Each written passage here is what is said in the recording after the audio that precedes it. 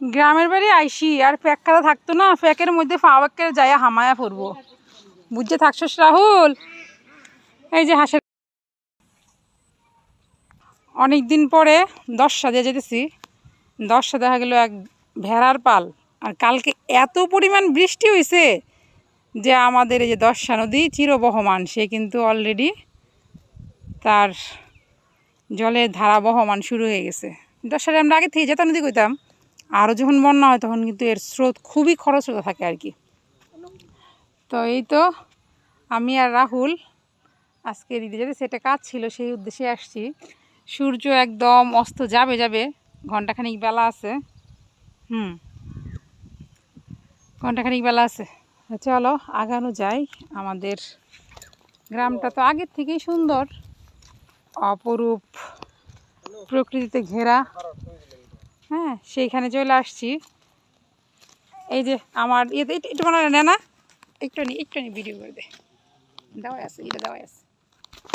তো এই যে অপরূপ প্রকৃতির মধ্যে ভেড়ার পালের সাথে নিজের একটু ক্যামেরা বন্দি করে নিতেছি।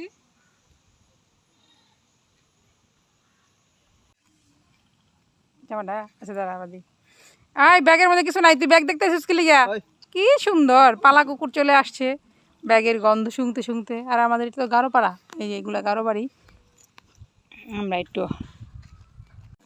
এই দেখ এক লাইন ধরে দেখ, সেই কিন্তু সুন্দর লাগতেছে গাছের সাইডা। দেখ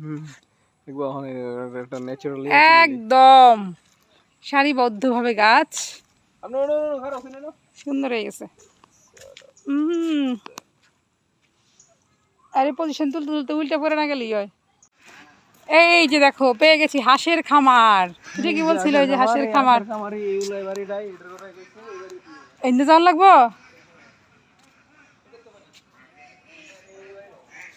এই দেখা গেছিল তো, যা যাই না হাঁসের খামার দেখতে যাই। অনেক হাঁস একসাথে, হাঁস কাউ কাউ কাউ কাউ করতেছে। তুই নাম নাই মনে নাই? আমার মন তারা দেখে আমি তোরা করলাম, আমরা মনে রাখতে ভুলে গেছে রে।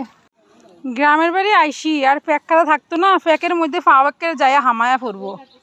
বুঝতে থাকছস রাহুল?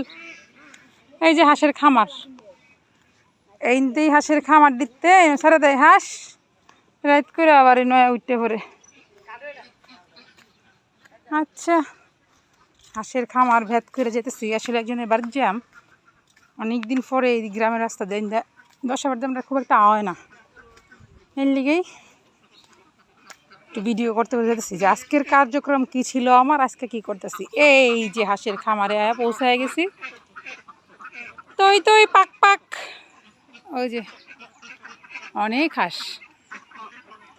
তো যারা যারা হাঁসের ডিম লাগে এনতে হাঁসের ডিম নিয়ে খাইতারো কিনা। দশটা বার একটু সামনে এলেই গারো বাড়ির পরে এই হাঁসের খামারটা।